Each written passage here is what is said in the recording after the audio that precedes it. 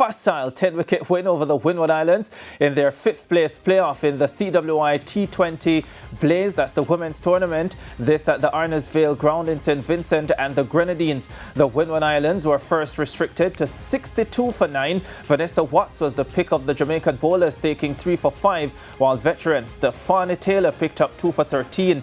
Captain Zeta James top scored with 24 for the Windwards. Chasing 63 to win, the Jamaicans raced to their target, posting 65 without loss in 3.4 overs. Shadeen Nation top scored with 23 from just 12 deliveries, while Captain Rashada Williams made 21 from 17. The Windwards conceded 21 extras.